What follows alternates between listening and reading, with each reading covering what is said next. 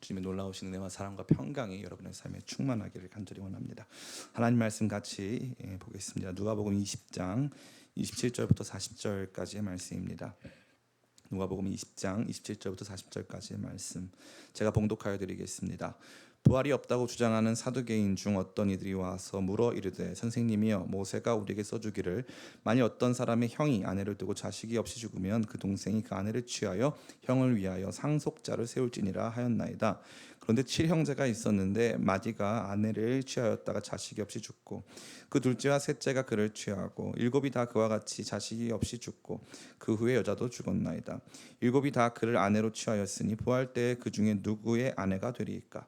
예수께서 이르시되 이 세상의 자녀들은 장가도 가고 시집도 가되 저 세상과 및 죽은 자 가운데서 부활함을 얻기에 합당하니 여김을 받은 자들은 장가가고 시집가는 일이 없으며 그들은 다시 죽을 수도 없나니 이는 천사와 동등이요 부활의 자녀로서 하나님의 자녀임이라. 죽은 자가 살아난다는 것은 모세도 가시떨기에 관한 글에서 주를 아브라함의 하나님이요 이삭의 하나님이요 야곱의 하나님이시라 칭하였나니 하나님은 죽은 자의 하나님이 아니요 살아있는 자의 하나님이시라. 하나님에게는 모든 사람이 살았느니라 하시니 서기관 중 어떤 이들이 말하되 선생님 잘 말씀하셨나이다 하니 그들은 아무것도 감히 더 물을 수 없음이더라. 아멘. 우리는 계속해서 예수님께서 직면하시고 계시고 또 이기고 계신 논쟁들에 대해서 생각해 보고 있습니다. 이러한 논쟁들은 우리가 보기에는 예수님 능력 있게 모든 질문에 대해서 다 승리하셨다라고 생각하기 쉬운데 실상은 오늘 우리의 삶에 던져지고 있는 질문입니다. 기독교인이 무슨 권위가 있어서 무슨 자격이 있어서 세상에 대해서 왈가왈부하고 우리에게 말씀을 전하느냐?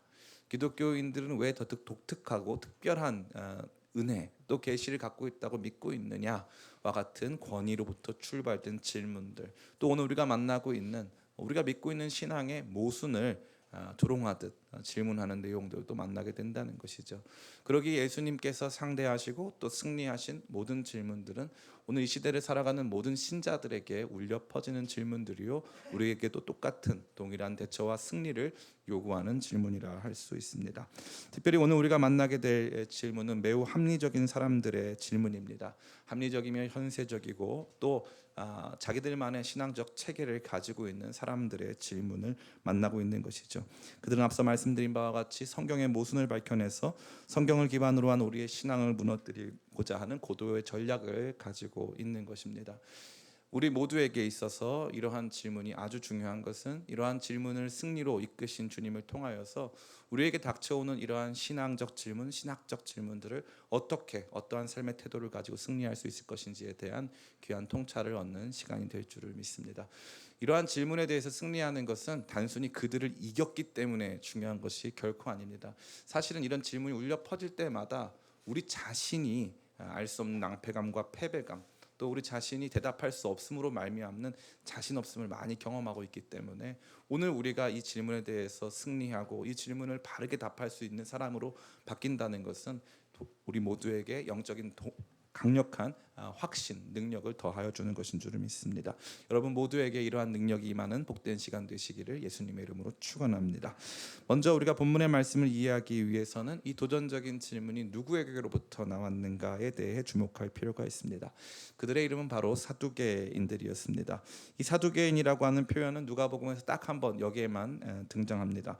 이 바리새인과 서기관들이 세트로 등장하고 장로들도 같이 와서 예수님을 공격하는데 이 사두개인들은 같이 오지 않고 따로 와서 예수님 공격합니다. 왜냐하면 그들이 가진 지위가 굉장히 높았기 때문에 그렇습니다. 그들은 종교적인 최상층부에 해당하는 거의 귀족과도 같은 사람들이고 이스라엘에 있어서 가장 큰 영향력을 행사하는 종교적 주류라 할 수 있습니다. 사두개인들은 아마도 다윗 시대의 제사장이었던 사독이라고 하는 제사장의 계보를 잇는 사람들로 스스로를 주장하고 있는 사람들로 보이고 정통파 유대인들이었습니다. 대제사장 계급과 또 종교 상층부에서 모든 것을 장악하고 있었고 정치적으로는 로마 총독부와도 원만히 지내고 다른 한편으로는 헤롯 왕가와도 긴밀한 유대 관계를 형성하고 있었습니다. 그러나 신학적으로 그들은 구약 성경 중에 오직 모세 오경만을 믿었고 기타 예언서들은 모두 무시하였으며 영의 존재나 부활, 천사, 내세 지혜, 천국 등은 다 부정하였습니다. 그들에게 신앙은 율법이고 윤리 체계에 불과했던 것입니다. 그들은 합리성을 매우 중시했습니다. 참 흥미롭죠. 모세오경이라고 하는 이 히브리인들의 계시 전통을 따르면서 다른 한편으로 그들의 모든 사고 체계는 헬라 문화에 깊이 이렇게 담궈져 있던 것이죠. 뿐만 아니라 그들은 정치적으로도 잘 결탁하고 하는 그 시대를 살아가는 고대의 현대인들이었다라고 볼 수 있습니다. 마치 조선시대 유학자들의 모습을 보는 것과 같다고 생각하면 틀림없을 것 같습니다. 이들을 세 가지 정도로 생각해서 또 규정 지어보자면, 첫 번째로 그들은 합리론자, 경험론자들이었습니다. 그들은 하나님의 존재는 믿었지만 기타 영적 세계나 신비로운 것들에 대해서는 닫힌 생각을 가지고 있었고 자기 이성을 최우선시하는 사람들이었습니다. 두 번째로 그래서 그들은 현세주의자들이었습니다. 내세가 없기 때문에 현세가 제일 중요하다. 신앙은 무조건 현세의 일에 깊이 결부되어 있고 현세와 관련된 능력만을 줄 뿐이다. 내세는 존재하지 않는다. 그러니까 지금 문제가 최고 중요하다. 그래서 목숨 걸고 해야 할 일이 있을까요, 없을까요? 이 사람들은 없습니다. 사두개인들은 목숨 걸고 지킬 일이 없어요. 왜냐하면 목숨이 제일 중요하니까. 현세주의자니까. 어쨌건 로마가 정부가 됐건 유대 헤롯 왕가가 됐건 다 비슷한 권력자들이다. 지금 우리한테 중요한 것은 이 시대의 이 세계 속에서 내가 있는 자리에서 최선을 다해서 잘 먹고 잘 사는 것이다 라고 생각했다는 것이죠. 세 번째, 그들에게 있어서 신앙은 윤리의 다른 이름이었습니다. 그러니까 율법 지키고 착하게 살면 된다, 복 받는다. 그게 하나님께서 주신 약속이다. 우리는 하나님께 구별된 백성이고 복을 많이 받은 사람들이다. 율법 잘 지키면 그 복을 더 받을 수 있다. 이것이 그들이 가지고 있는 생각이었다는 것이죠. 이러한 사람들 머릿속 가만히 생각해 보면 한두 사람씩 떠오르지 않습니까? 교회 안에도 있고 교회 밖에도 있습니다. 이러한 사람들이 많이 있습니다. 현세주의자들, 또 합리론자들, 뿐만 아니라 신앙을 윤리적으로만 생각하는 수많은 사람들이 존재한다는 것이죠. 두 번째로 우리 생각해 보기 원하는 것은 이들이 던진 질문의 내용입니다. 이 질문은 두 가지 부분에서 매우 흥미로운데요. 첫 번째로 이 질문은 성경에 등장하는 내용을 담고 있습니다. 모세오경에 등장하는 형사취수, 형이 죽으면 형수를 취하여 계보를 잇는다라고 하는 계대법에 따르는 내용을 담고 있는 것입니다. 이것은 신명기 25장 5절부터 10절에 잘 나타나 있습니다. 나중에 여러분 찾아보시기를 바라겠습니다. 이들이 믿고 있는 모세오경을 기반으로 하여서 모세오경에 따르면은 이렇게 형사취수법이 주어져 있는데 만약에 부활이라는 것이 있다면 이 형사취수법으로 말미암아서 나중에는 혼탁한 세계가 도래할 수밖에 없다. 그러니까 부활을 하나님께서 주실 리가 없다. 형이 죽으면 동생이 함께 사는 동생이 나중에 제가 그 신명기 25장 그 말씀도 드리고 싶지만 어찌 됐건 간단하게 설명하면 형이 죽으면 함께 사는 동생이 형수를 취해서 형의 이름으로 자녀를 낳아준다라는 이 말씀인 건데 이 말씀은 하나님이 주신 말씀이 맞다는 거죠. 사두개인들은. 그런데 만약에 뒤에 이유는 다른 예언서나 선지서들에 등장하는 부활이나 내세가 맞다면 이거 다 깨진다. 다 깨진다. 그러니까 이거 아주 웃기는 가르침이 되는 것이다. 예수님이 가르치시는 내용도 선지자들과 연속성을 갖고 있기 때문에 예수님이 가지고 말씀하시는 내용 역시도 이것과 비춰본다면 다 의미가 없다. 그러니까 내세를 주장하는 신앙을 가져서는 안 된다라는 것입니다. 두 번째로 이 질문은 성경을 기반으로 하여서 모든 것을 허위화하려고 하는 내용을 갖고 있는 술책이라면, 두 번째는 이 질문은 부활 신앙 자체를 조롱하는 모습을 보여주고 있습니다. 그들은 자신들이 부활을 믿지 않기 때문에 부활 신앙이 얼마나 덧없는 것인가, 부활을 믿는다는 것이 얼마나 의미가 없는 것인가, 부활을 믿고 나면 다 이 땅에서의 모든 문제로 말미암아 다 혼탁해지는데 굳이 그 부활을 믿어야 될 필요가 뭐가 있느냐 하는 것이죠. 이것은 아마도 예수님 자기 자신이 이 가장 가까이 있는 최측근 제자들에게 있어서 예수님이 부활하실 것을 설명한 것을 아마 그 정보를 알고 공격하려고 하는 내용을 갖지 않았는가 하는 생각이 듭니다. 어찌됐건 예수님 역시도 옹호하시고 또 예수님 자기 자신의 하나님의 아들 되심을 증거하려고 하는 위대한 하나님의 약속인 이 부활을 허위화시키려고 하는 전략을 가지고 있었다는 것입니다. 이러한 이들의 질문에 대해 예수님은 어떻게 대답하십니까? 첫 번째로는 이들이 가지고 있었던 생각의 한계, 닫힌 체계를 깨트리십니다. 닫혀 있는 생각을 깨트리신다는 거죠. 34절과 35절입니다. 우리 같이 한번 읽어보겠습니다. 시작. 예수께서 이르시되 이 세상의 자녀들은 장가도 가고 시집도 가되 저 세상과 및 죽은 자 가운데서 부활함을 얻기에 합당히 여김을 받은 자들은 장가 가고 시집 가는 일이 없으며. 아멘. 여기에서 우리가 주목해 볼 부분은 바로 이 세상과 저 세상입니다. 참 성경이 저 세상에 대해서 저 세상으로 말한다는 건 신기한 거죠. 저 세상 간다 이런 말 하는데 우리 한국 사람들만 저 세상이라고 했는데 예수님 분명히 말씀하시는 거예요. 이 세상도 있고 저 세상도 있다. 이 세상과 저 세상. 저 세상은 부활 이후에 내세의 세계를 의미하는 것입니다. 이 세상에서 그들이 생각하고 있는 생활의 체계, 삶의 체계, 장가가고 시집가고 먹고 마시고 직업을 얻고 생산하는 모든 활동들과 저 세상의 삶의 체계와 형식은 완전히 다르다라고 말씀하신다는 것입니다. 사두개인들이 가지고 있는 현세주의라고 하는 틀 자체를 깨트리신다는 거죠.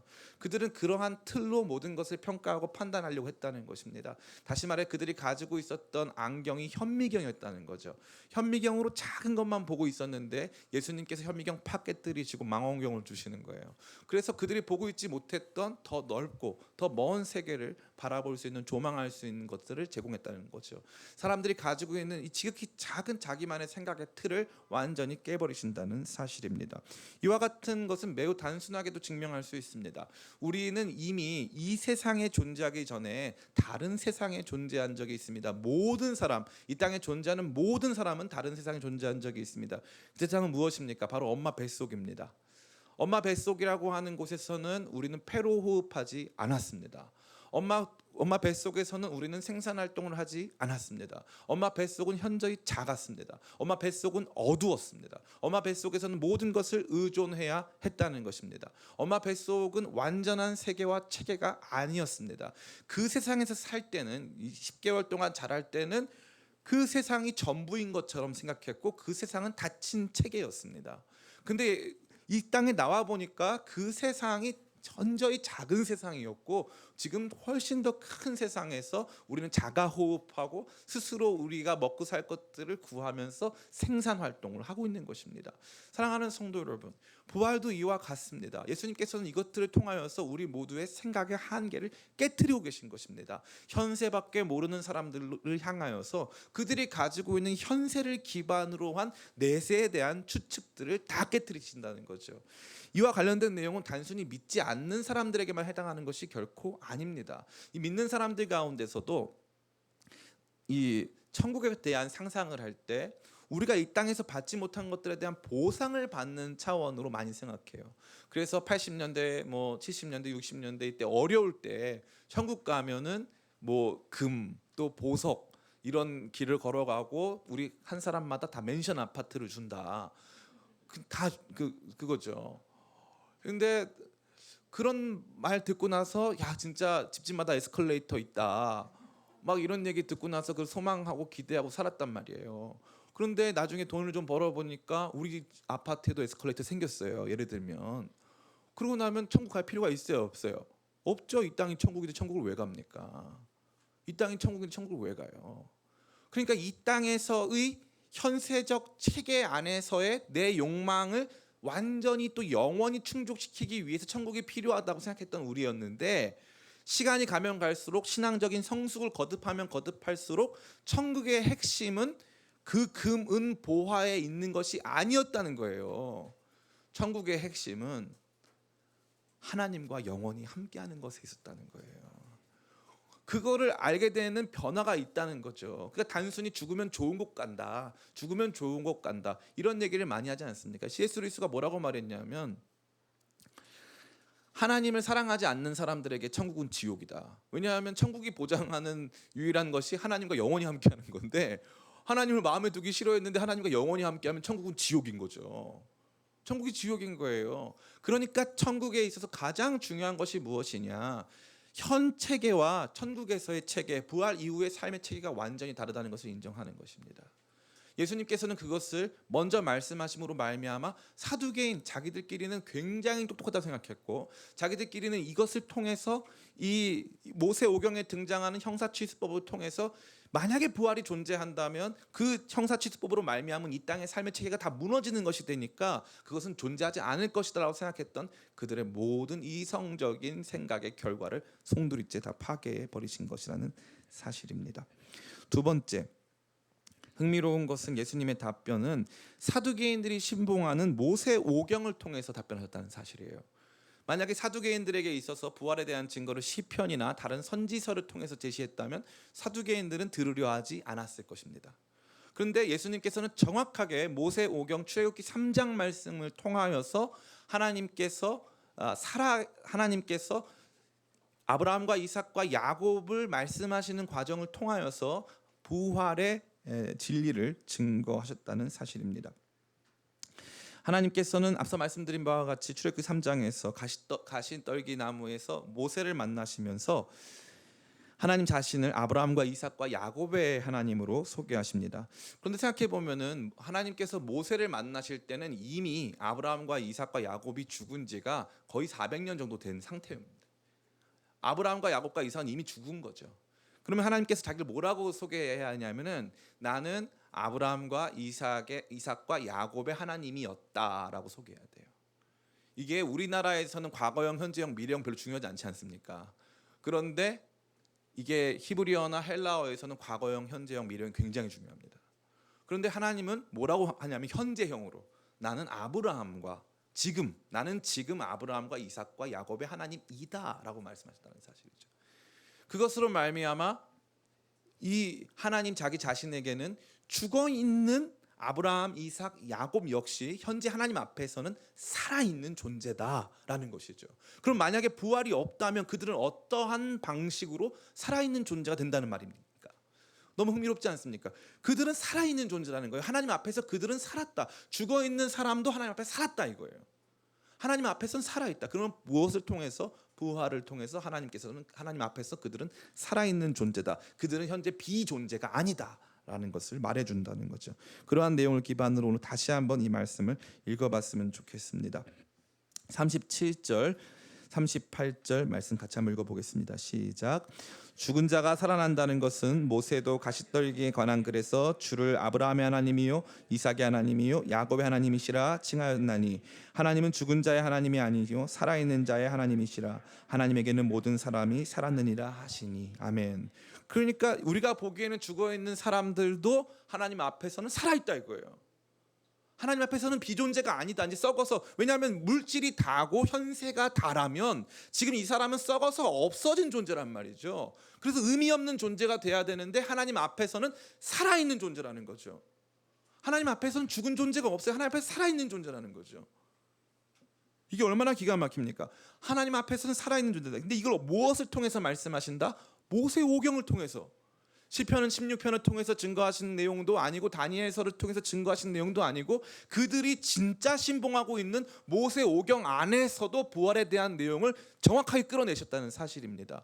이 너무 흥미로운 게 우리가 봤을 때 예수님은 신학 잘 모르시는 것 같잖아요. 물론 뭐 예수님 하나님이니까 다 아시죠. 그런 게 아니라 마치 우리가 토론하고 있는 신학 내용에 대해서 무관심하시고 그것에 대해서는 뭔가 이 더 신비로운 방식으로 대답하시고 막 하나님이 어디 계십니까 하면 기적을 보여주시고 막 이런 식으로만 하실 것 같은데 아니라는 거죠. 너네 모세오경 믿고 있지? 그럼 이거 어떻게 대답할래? 그러면 이 사람들 하나님 앞에서 살아있어 죽어 있어? 하나님께서는 분명히 아브라함과 이삭과 야곱의 하나님이라고 소개했는데 어떻게 대답할 거니? 하나님이 죽은 자들의 하나님이니? 아니, 하나님이 산 자들의 하나님이시거든 이라고 예수님께서 강하게 도리어 신학적 질문을 던지신다는 사실입니다. 이것은 예수님께서 성경 전체에 대한 이해가 얼마나 깊으셨는가. 뭐 단순히 예수님 하나님이시기 때문에 당연히 다 안다라는 차원을 넘어서서 예수님이 성경 전체를 어떻게 이해하시는가를 우리에게 가장 잘 보여주는 내용이라 할 수 있습니다. 우리 다음 주에 생각해 볼 내용도 마찬가지인데 시편의 내용을 통해서 예수님도 또 뭐라고 말씀하십니까? 다윗이 나의 주라고 고백한 존재는 누구냐라는 질문을 던지세요. 그러니까 성경의 난제들 혹은 그들이 가지고 있는 신학 체계로서는 대답할 수 없는 것들을 예수님께서는 계속적으로 질문하시고 대답할 수 있는 정도의 성경 전체에 대한 해박한 지식을 소유하고 계셨다는 사실입니다. 이것이 우리가 오늘 보게 된 내용의 전부입니다. 자, 그러면 이러한 내용을 우리의 삶에 하나씩 적용해 보기를 원합니다. 첫 번째, 우리는 성경 전체를 하나님의 뜻으로 여기고 생각하며 깊이 연구하는 태도를 가져야 합니다. 역사 속에서 이단들은 언제나 성경의 일부만을 가지고 성경 전체를 이해하려고 했습니다. 흥미롭게도 사두개인들도 모세오경만을 가지고 생각하고 사고했기 때문에 영이나 내세, 천사, 부활과 같은 영적인 내용들은 조금도 받아들이려 하지 않는 태도를 가지고 있었습니다. 성경의 일부만을 받아들이면 온전한 신앙이 될 수가 없다는 것이죠. 최근 등장한 율법주의 계열의 이단들, 신천지나 하나님의 교회나 이런 이단들 같은 경우에는 로마서 말씀을 설교하지 않습니다. 그들은 로마서를 설교하지 않아요. 왜 그렇습니까? 그들에게는 율법의 행위를 통한 구원이 중요하기 때문에 그래요. 오직 믿음으로 말미암는 구원을 증거하는 내용을 증거할 수는 없다는 것입니다. 모순이 되기 때문에 그들이 더 강조하거나 혹은 그것만 강조하는 내용들이 너무나 많다는 사실이죠. 진보적인 사람들에게 가장 인기가 많은 내용은 선지서입니다. 예레미야나 이사야와 같은 선지서. 이 선지서를 통해서 현 시대의 잘못된 제도 혹은 잘못된 문화, 잘못된 계급 간의 충돌 등을 보여주고 그것을 타파해야 한다라고 하는 개혁적인 메시지를 던지기 위한 것이죠. 그게 가장 신봉받습니다. 그런데 다른 복을 얘기해주는 창세기라든가 족장들의 이야기, 그 족장들의 이야기를 볼 때도 언제나 그러한 관점으로만 이해하고 바라본다는 것입니다. 번영 신학을 주장하는 사람들, 현 시대에서 잘 먹고 잘 사고 건강한 삶을 살아야 한다라고 주장하는 사람들은 사도 바울의 고난과 관련된 내용들을 거의 설교하지 않습니다.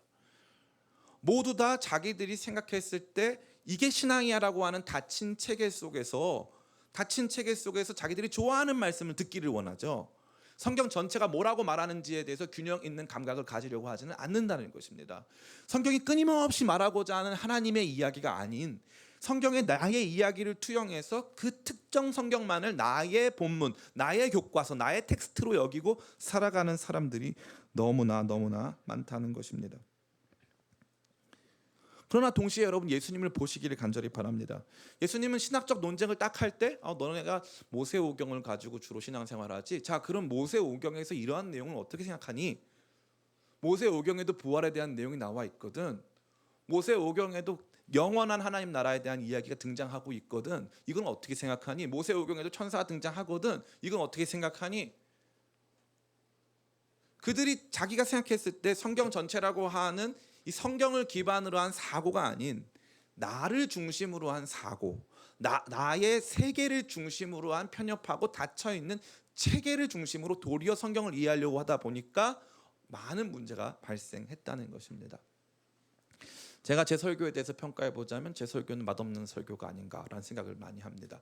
제 설교가 맛있었던 시간들이 있어요. 근데 최근 들어서 제 설교는 굉장히 맛없는 설교다라는 생각을 많이 해요. 왜 그러냐면은 균형을 잡으려고 이것 저것 할 것 없이 성경 말씀만 가지고 설교를 하니까 들으시는 분들 입장에서는 되게 맛없는 설교다 생각할 수 있을 것 같아요. 근데 다른 한편으로는 우리가 그 생각이 많이 들어요. 우리가 이게 외식하는 거면은 밖에 나가서 사 먹는 거면은 양념도 많이 들어가고 한 맛있는 음식을 사 먹어야겠죠. 그런데 제가 생각했을 때 여러분이 만약에 이 80세 이상, 90세 이상, 100세 이상 사신다면 저를 만날 날이 많잖아요. 그러면 언제까지나 제가 해드리는 재밌고 신나는 이야기, 또 여러분 삶을 그냥 그렇게 청량감을 주는 이야기만 하게 된다면 나중에는 아마 더 맛없어지지 않겠는가, 그런 생각이 많이 들더라고요. 저 역시도 마찬가지입니다. 제가 설교를 정말 많이 들었어요. 어릴 때부터 설교 듣는 걸 너무 좋아해서 설교를 아주 많이 들었는데 처음에는 이제 아주 이 신박한 설교를 아주 좋아했습니다. 그래서 유튜브에 소위 말하는 조회수가 높은 설교를 아주 좋아했죠. 근데 요즘은 안 그래요. 요즘은 제가 좋아하는 설교들은 주로 유튜브에서 조회수가 낮아요. 왜냐? 어떤 목사님이 성경 말씀을 제대로 해석하고 이해하느냐 그렇지 않느냐, 저 목사님 개인적인 생각이냐 개인적인 경험이냐 아니면 성경 말씀이 뭐라고 말을 하고 있느냐, 이거에 따라서 제가 호불호가 확 갈립니다. 그러면 그 목사님 나이가 어리건 신학을 어디서 했건 상관하지 않고 그 목사님 정말 성경을 가지고 토론하는 내용을 가졌다면 들어줄 만한 내용이 충분히 있다는 거죠. 저는 지금도 2004년에 있었던 이 오카는 목사님과 강원용 목사님의 대담을 잊을 수가 없어요. 사랑의 교회에서 개최했는데 사실 그 강원영 목사님은 한국 자유주의 계열의 이제 대부라고 할 수 있습니다. 저 경동교회라고 하는 교회에서 자유주의 신학의 완전히 대부입니다, 이 사람. 그리고 오카는 목사님은 이제 복음주의, 그 당시에 이제 우리 복음주의 계열의 이제 4대 이 목회자 중에 한 명 아니었습니까? 근데 대담을 하는데요. 저는 그때 완전 제 시각을 바꿔야만 했습니다. 강원영 목사님이 성경을 너무 잘 알아요. 깜짝 놀랐어요. 제가 생각했을 때 그 당시에 웬만큼 설교 잘한다고 하는 목사님들보다 자유주의 신학의 최고봉이라고 하는 강원영 목사님 성경으로 이 사람을 이기기가 쉽지가 않더라고요. 그때 제가 많은 걸 느꼈어요. 들어줄 만한 내용이 있다. 물론 전체적인 내용으로 봤을 땐 잘못된 부분이 크다. 그러나 들어줄 만한 내용이 있다 이거예요. 그래서 그 다음부터는 어떤 목사님이 나와서 막 감동적인 얘기 다 눈물이 안 나요. 잘 감동이 안 와닿아요. 하나님 말씀이 아니고 성경이 아닌데 그 제가 뭐 받아들일 필요는 없는 거죠. 그 사람 이야기인 거죠. 그걸 제가 같이 앉아가지고 같이 울어줄 필요는 없다고 생각합니다. 정말 하나님 말씀 전체를 가르칠 수 있느냐 없느냐. 우리 기쁨의 교회가 선택한 길은 바로 그 길이에요. 맛없는 길. 수요일 날은 창세기부터 시작해서 지금은 한 장씩 매주 한 장씩 안 거르고 끝까지 지금 가고 있지 않습니까?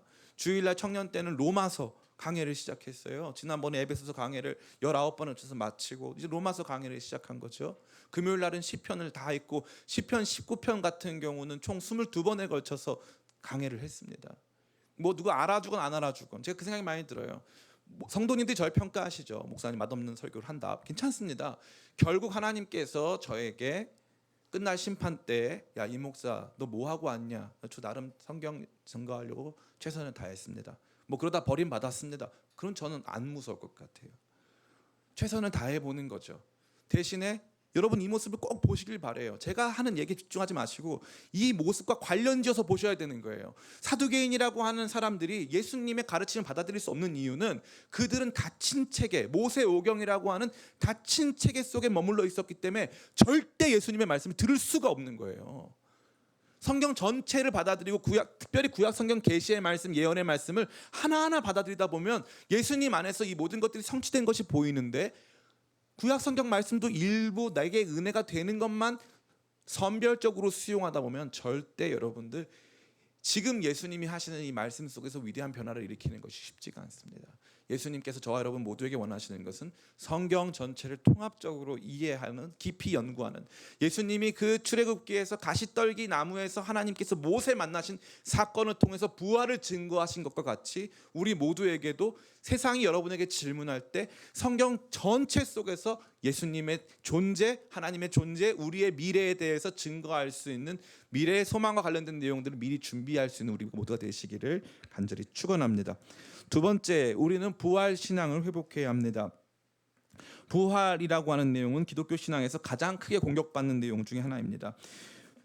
그러나 부활 신앙이 무너지면 모든 것이 다 무너집니다. 부활은 모든 인류가 만나게 될 현실이고 또한 예수님 안에서 먼저 일어나 그분의 존재와 사역을 보증하는 위대한 사건이기 때문에 이 부활이라고 하는 내용을 만약에 누군가 없앤다면 그 다음부터 기독교 신앙은 존재할 수 없는 것입니다.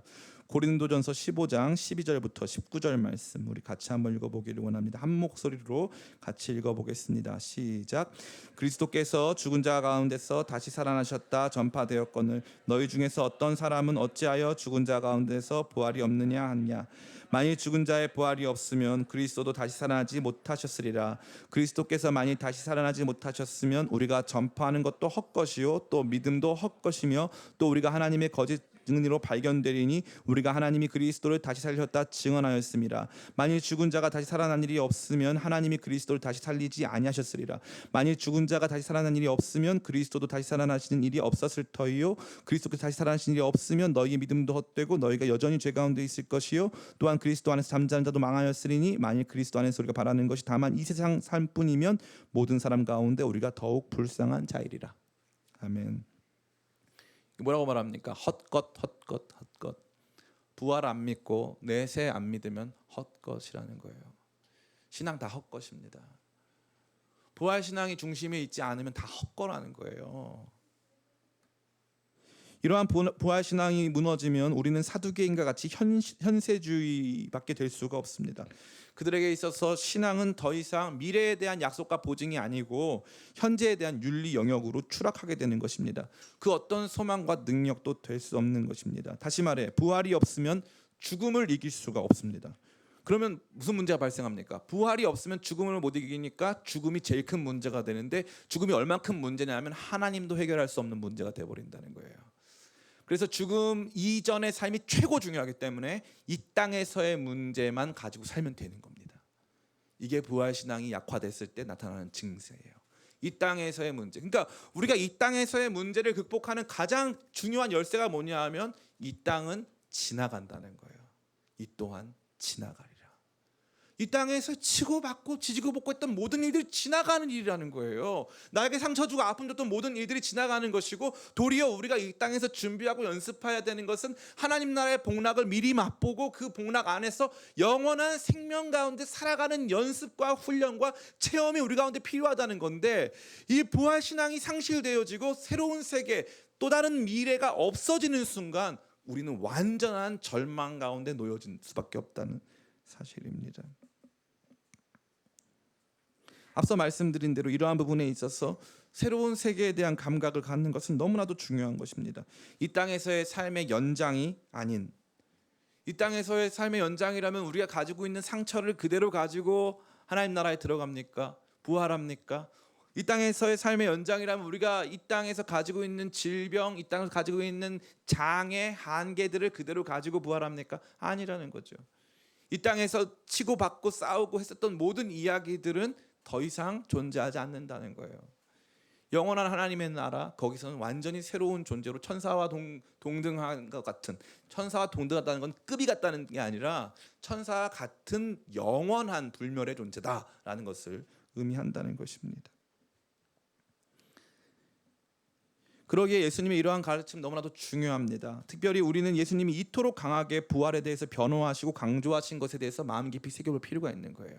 사두개인은 부활을 공격했고 예수님은 부활을 변호하십니다. 강하게 변호하십니다. 강하게 변호하십니다. 여러분에게도 중요한 내용이죠. 사도 바울이 증거한 내용은 뭡니까? 바로 예수 그리스도의 부활입니다. 예수 그리스도의 부활과 끝날 심판 때의 부활. 사도 바울이 그거 증거했어요. 그 내용이 우리 가운데 있냐 이 말입니다. 오늘을 살아가는 우리의 삶에 미래의 부활의 이야기가 들어오지 않는다면, 오늘 우리의 삶의 이야기 속에 영원한 하나님 나라가 들어오지 않는다면, 죄송한 말씀인데 잘못 믿고 계신 거예요. 그리스도의 부활이 없으면, 혹은 우리의 부활이 없으면 믿음이 헛것이라는 거예요. 헛것. 그냥 조금 나은 삶을 살고자 하는 종교적 위안을 얻고 윤리적 기준만을 가졌을 뿐, 영원한 하나님 나라가 있다고 하면 오늘 이 땅에서 벌어지고 있는 비극적인 삶의 현실 역시도 그것으로 말미암아 소망으로 바뀔 수 있는 거예요. 죽음은 더 이상 모든 것의 끝이요 절망이 아니라, 부활이 있다면 이 죽음은 영원한 생명으로 들어가는 거룩한 관문인 거예요. 인생에서 우리가 맞닥뜨리게 될 또 하나의 삶의 여정의 일부가 되는 것이죠. 그런데 그러한 생각들을 갖지 못한 채 단순히 우리의 시각을 현미경처럼 오늘 우리의 문제, 나 자신의 상처, 나 자신의 과거, 나를 둘러싼 여러 가지 이 갈등 등의 좁은 눈으로 보기 시작한다면 안 되는 거죠. 부활이라고 하는 새로운 세계에 대한 안목을 예수님께서 꼭 갖기를 말씀하셨다는 사실입니다. 나이가 조금씩 들어가면서 삶이 어떻게 되죠? 삶이 규정됩니다. 이제는 바꿀 수 있는 것이 적어지는 거죠. 내 삶에서 이제 변동을 줄 수 있는 여지가 현저히 적어진다는 것입니다. 삶이 규정됩니다. 여러분이 살아왔던 삶의 이야기가 여러분의 이야기가 된 거예요. 이제 바꾸기가 어려워요. 어렸을 때는 대통령도 될 수 있다 생각하고, 과학자도 될 수 있다고 생각하고, 위대한 사람 될 수 있다 생각하는데, 삶은 조금씩 찾아와서 우리의 모든 가능성들을 다 없애버리는 거죠. 그렇게 하고 나서 우리의 삶이 고작해서 살아왔는데, 다 왔는데 여기 딱 와보니까 먹고 살았다, 그냥 생존해야 왔다, 이 땅에서 자식 남겼다, 그리고 되게 힘들었다, 그리고 끝이다. 이게 기독교 신앙이냐 이 말입니다. 힘들죠. 삶은 다 힘들어요. 누구에게나 자기만의 지옥이 있습니다. 삶은 다 힘든 거예요. 안 힘든 사람 아무도 없어요. 그런데 부활이 우리에게 무엇을 얘기해주고 있습니까? 이 세계가 전부가 아니라는 거예요. 우리에게는 영원한 새로운 미래가 있다. 하나님과 영원히 함께 거하면서 그분 안에서 충만한 기쁨과 만족을 누릴 수 있는 새로운 세계가 존재한다. 우리가 그러기에 우리 앞에 맞닥뜨려진 그것이 죽음이라 할지라도 두려워할 필요가 없다는 거죠. 우리 이 땅에서의 삶은 그것을 향한 거룩한 준비요, 거룩한 삶의 이야기를 가지고 만들어 나가야 하는 그저 그 나라 그 시간들을 향한 복된 여정이요 과정에 불과하다는 사실입니다. 마지막 세 번째입니다. 이 말씀이 저와 여러분에게 주는 마지막 세 번째 가장 중요한 교훈은 우리는 말씀이 우리를 가르칠 때 배우고 순종하고 반응하는 태도를 가져야 한다는 것입니다. 이 사두개인들은 앞서 말씀드린 바와 같이 고대의 현대인들이었습니다. 이성의 기능을 중시하고 실증 가능한 것만을 받아들이려 했어요. 그들은 자신들의 지식 체계를 강하게 신봉하고 있었기 때문에 이성에 의해서 닫힌 세계관을 가질 수밖에 없었습니다. 그들은 누군가에게도 배우려 하지 않았습니다. 그들은 언제나 자신만이 옳다는 기본적인 전제를 가지고 있었고 그것을 통해서 세상을 이해하려고 했고 그것을 통해서 말씀을 이해하려고 했고 그것을 통해서 예수님을 이해하려고 했습니다. 그런데 흥미로운 것은 그들이 던진 질문에 예수님께서 굉장히 지혜롭게 답하셨기 때문에 심지어 사두개인 옆에 듣고 있었던 예수님의 또 다른 반대자였던 서기관들은 예수님이 이겼다고 선언해 줬어요. 39절입니다. 우리 같이 한번 읽어보겠습니다. 39절 40절 같이 읽겠습니다. 시작. 서기관 중 어떤 이들이 말하되 선생님 잘 말씀하셨나이다 하니 그들은 아무것도 감히 더 물을 수 없습니다라. 아멘. 서기관들은 이걸 전문으로 하는 사람이에요. 사두개인들은 물론 탁월한 지성을 가지고 있었지만 대대단한 그룹이었고 종교 지도자들이었고 사실은 더 신학적인 분야에 있어서 탁월한 전문가들은 서기관들이었습니다. 서기관들이 예수님 손을 들어준 거예요. 예수님 KO, 예수님이 이겼어요. 이렇게 들어줬다는 거죠. 그런데 재밌는 건 논쟁에서 예수님이 이겼는데 이 사람들이 수긍합니까? 안 합니까? 안 합니다. 절대 안 해요. 자기가 졌는데 절대 받아들이지 않습니다. 절대 배우려 하지 않아요. 딱 체계가 있어요. 이게 신앙이다. 이게 전부다. 이래야 한다. 라고 하는 딱 그 틀을 가지고 그 틀에서부터 벗어나면 아예 들으려 하지는 않습니다. 성경이 뭐라고 말하는가? 예수님은 심지어 그들이 믿고 따르는 모세 오경을 통해서 말씀하셨는데도 배우려 하지 않아요. 서기관들이 분명히 인정해 줬어요. 저 말씀이 맞네 라고 인정해 줬어요. 절대 인정하지 않습니다. 절대 배우려 하지 않아요. 제가 개인적으로 우리 교회에서 칭찬하고 싶으신 분들이 아주 많은데 우리 신월동에서 오신 우리 성도님들 제가 칭찬해 드리고 싶어요. 신월동에서 그분들이 오셨을 때 지금도 제가 잊을 수가 없는 말이 있어요. 그분들이 30년 40년 가까이 신앙생활 하셨던 곳이 있단 말이에요. 그곳을 떠나서 우리 교회 오셨어요. 그때 저한테 했던 말이 뭐냐면 목사님, 전도사님, 그 당시 제가 목사였군요 이미. 예. 제가 목사였는데 목사님 다시 배우고 싶어요. 하나부터 열까지 다시 배우고 싶어요. 다시 배우고 싶어요. 그 말씀을 정말 진심으로 하신 거예요. 물론 그때 그 전에 있던 거기가 좀 문제가 많았기 때문에 그런 면이 많으셨겠지만 그럼에도 불구하고 연세 지극하신 분들이 이제 와서 다시 모든 걸 신앙의 체계와 모든 걸 다시 배우고 싶다는 거예요. 그래서 이분들이 교회에서 하는 그 어떤 프로그램도 빠져보신 적이 없어요. 화요 아카데미 와서 뭐 조는 한이 있어도 그 책 어려운 책 진짜 어려운 책을 했거든요. 그 어려운 책 다 사가지고 조는 한이 있어도 다 와서 그거 어떻게든 들어보겠다고 한번 따라가 보겠다고 최선을 다하는 거예요. 제가 이런 성도님들을 거의 만나본 적이 없어요. 다시 배우고 싶다는 거예요. 다시. 그건 이요한 목사한테 배우고 싶다는 뜻이 아니에요. 그 말은 뭐냐? 성경 말씀에서 뭐라고 말했는지를 다시 배워보고 싶다는 거예요. 그동안 잘못된 목사님이 말씀해 주신 내용 가지고 살았는데 진짜 성경은 뭐라고 말하는지 다시 배워보고 싶다는 거죠. 다시 배워보고 싶다. 이게 쉬운 고백이 아닙니다. 다시 가르쳐 달라는 거예요. 말씀 좀 다시 가르쳐 달라고. 말씀 좀. 제대로 배워보고 싶어요. 알고 싶어요. 궁금해요. 저 반응하고 싶어요. 그게 맞다면 그렇게 살고 싶어요 라고 하는 삶의 체계를 무너뜨리고 예수님의 발 앞에 나와서 그 말씀을 배우려고 하는 거룩한 태도가 필요하다는 겁니다. 저는 이 말씀 보면서요, 맞다, 무릎을 쳤어요. 저희 이호환 목사도 그런 게 있겠죠. 다시 배우고 싶어요. 그런데 여러분께 배우고 싶지는 않아요. 말씀을 통해 배우고 싶어요. 여러분도 말씀 앞에서, 저도 말씀 앞에서 함께 배웠으면 좋겠어요. 이게 진짜 우리 아름다운 교회 아닐까요? 말씀 앞에서 함께 배우는 교회. 저는 지금도 이 유기성 목사님을 만났을 때 그 감동을 잊을 수가 없어요. 이 감리교 목사님이지만 이 유기성 목사님하고 이렇게 같이 만났던 시간이 있거든요. 같이 만났는데 교회가 진짜 어려운 몇백억대 빚을 져가지고 간신히 이 정말 파산 직전에서 그 목사님 부임하셔가지고 정말 기사회생했어요, 교회가. 그래서 진짜 그 빚을 다 갚지도 못한 채로 간신히 건물을 완공했단 말이에요. 간신히 건물을 완공했는데 첫 번째 그 건물에서 예배도 드리기 전에 먼저 나온 얘기가 뭐냐, 예수전도단 화요 모임 집회를 거기서 개최해 달라고 요청이 왔다는 거예요. 그러니까 거기 이제 당회가 없으니까 기획위원회에서 뭐 갑론을박 난리가 난 거예요. 갑론을박 난리가 난 거예요. 난리가 나니까 안 된다, 목사님 이건 아니다, 이거 우리 성도들이 정말 헌금해가지고 만든 건데 아직 우리 제대로 써보지도 못했는데 덜컥 그냥 예수전도단 주면 어떡하냐, 안 됩니다 했다는 거죠. 근데 거기는 이제 그렇게 경론이 일어나면은 이렇게 종을 누가 친대요, 땡땡 이렇게. 그러면 이제 3분간 가만히 있기 뭐 이렇게 한다는 거예요. 가만히 이렇게 있었다고 이제 딱 눈 뜬 다음에 이제 목사님이 예수님이라면 어떻게 했을까요? 예수님이라면 어떻게 했을까요? 그러니까 예수님 앞에 서는 거, 그분의 말씀 앞에서 그분 예수님의 말씀이 어떻게 우리 가운데 울려왔는가를 그냥 가만히 보자 이거예요.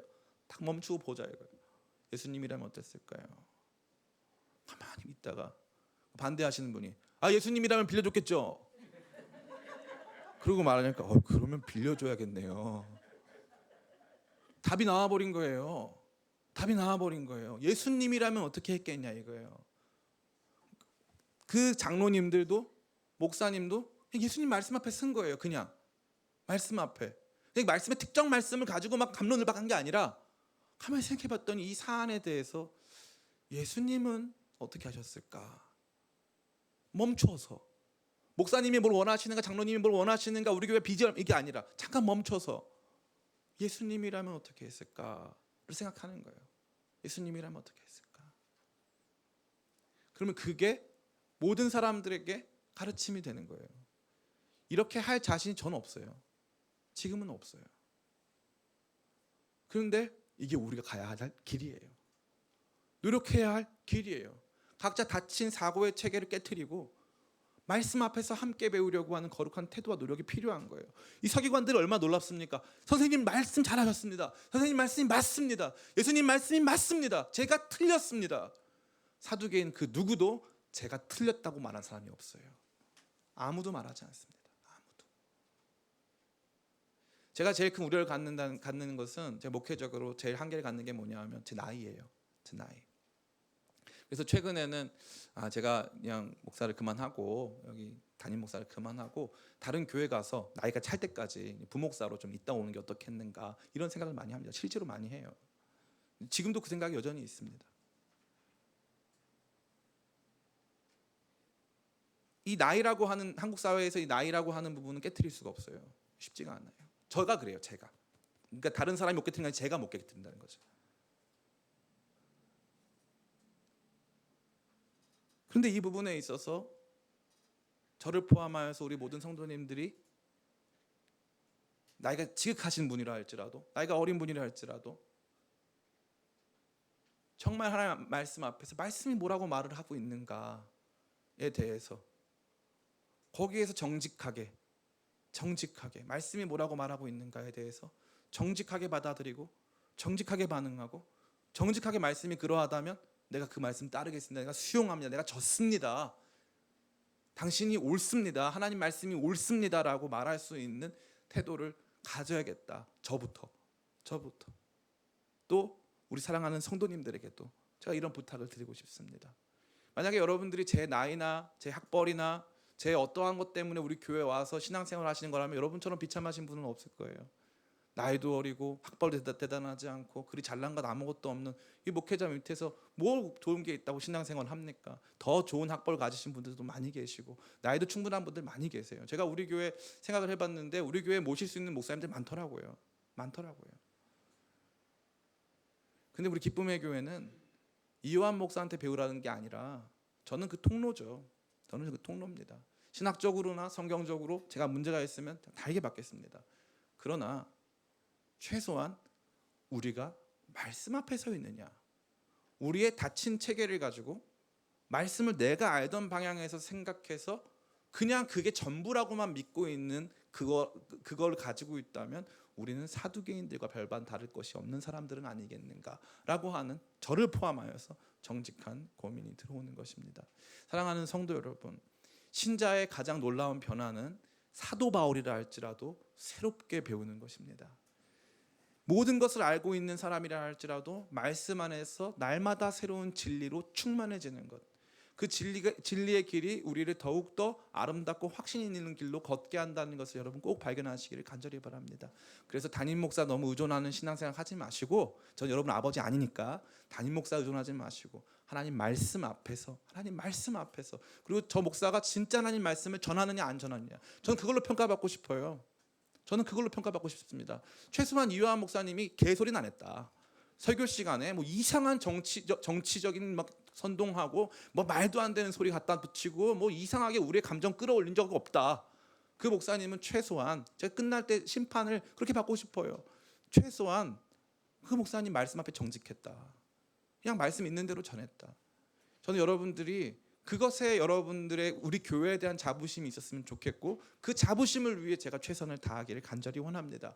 사두개인들과 같이 닫힌 체계 속에서 하나님 말씀이 들려와도 거부하려고 하는, 내가 심지어 예수님과의 논쟁에서 졌어도 절대 졌다고 말하고 싶어 하지 않는 죄된 속성들을 우리 다 함께 버리고 정말 그 말씀 앞에 정직히 서는 저와 여러분 다 되기를 예수님의 이름으로 축원합니다. 이제 말씀을 마칩니다. 현세주의적이고 이성 중심적인 생각이 우리를 지배하는 가운데 닫힌 우리의 사고방식으로 말미암아 예수님께서 아무리 하나님 말씀을 증거하고 이 땅에서의 모든 이야기를 이겨낼 수 있는 거룩한 천국 소망과 부활에 대한 이야기를 한다 할지라도 그 말씀을 들으려 하지 않는 사람들이 우리 자신은 아닌지에 대해서 이 말씀은 깊이 큰 도전을 던져주고 있는 것입니다. 이 말씀을 통해서 우리는 다시 한번 우리가 붙들어야 될 삶의 내용, 우리가 붙들어야 할 믿음의 내용을 돌아보게 되는 것입니다. 우리는 이제 성경 말씀 전체를 하나님 말씀으로 받아들이고 말씀을 중심으로 모든 것을 사고하는 계시 의존적 사고, 계시 의존적 이성 활동으로 나가야 할 줄 믿습니다. 또한 우리에게 있어서 부활 신앙이 너무나도 중요하기 때문에 이 부활 신앙이 우리의 삶 전체를 지배할 수 있도록 날마다 이 땅의 문제를 넘어선 생각들과 마음 가운데 나가시기를 간절히 바랍니다. 뿐만 아니라 이러한 모든 내용들을 들으면 들을수록 강력한 저항감이 생기고 닫힌 체계를 깨트리려고 하는 것을 거부하려고 하는 마음이 있다면 성령님 내 마음을 여시고 내 눈을 여셔서 주의 진리를 보게 하시고 주의 말씀에 아멘할 수 있게 도와주시옵소서 하는 마음으로 나가는 저와 여러분 다 되시기를 예수님의 이름으로 축원합니다.